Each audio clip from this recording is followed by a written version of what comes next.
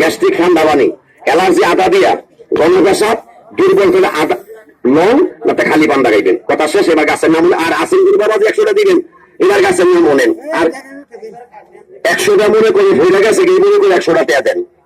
আর আমি হুমায়ুন ভাই একটু পাইছি আর জীবনে দেখেন নাই। শুনেন 12 বছর চুরি করলে ভাক্কা চোর, 12 বছর ড্রাইভারি করলে ভাক্কা ড্রাইভার। এই ওষুধের ব্যবসা করে বিগত 40 বছর হয়ে গেছে ছাত্র জীবন শুরু করে। এই বাজারে না ওদের 400 বানাইছে। একটা লোক অনেকদিন যে হুমায়ুন তুই 2টা ঠকাই নিছ। আমি যদিও চুরি করি 2.5 বাচ্চা করি, আমার এলাকাটা হোমনা থানা সাইডা গেলে আরেক বাপ দুটা লাগে, বোর্ডিং এ খাওয়ান লাগে, হোটেলে খাওয়ান লাগে, গাড়ি একটা লোকে নিয়ে যাওয়ান লাগে, 3000 টাকা খরচ, এটিয়া ভাবলি একটু আনি।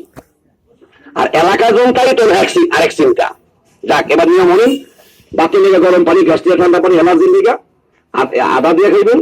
গণ পেশাব থাকলে একটু লং আর নাহলে খালি পান্ডা খাইবেন। কথা শেষ। আর যদি কেউ নেওয়ার থাকেন হাতের ফেলটা শেষ মানে একটা লোক জানছে এই ফেলটা দিয়ে গাছের নামটা কইয়া যাই। কোন গাছ বাইট লাগাইবেন না, কোন গাছে পেশাব করবেন না, কোন গাছ বাইট লাগাইবেন, কোন গাছে পেশাব করে কি কি ক্ষতি হইব।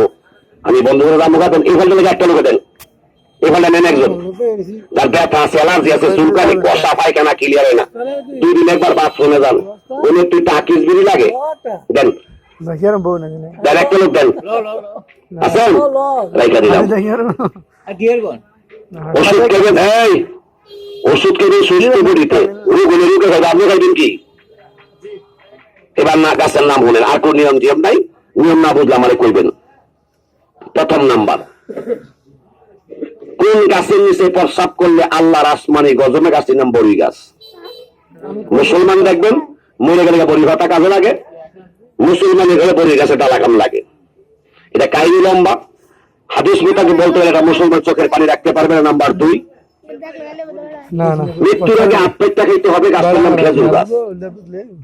পারলে ডেলি 2টা করে খেজুর খাইবেন আর কালিজিরা খাইবেন। কালিজিরার খেজুর যদি খাইতে হবে তো দুর্বল হইতেন না।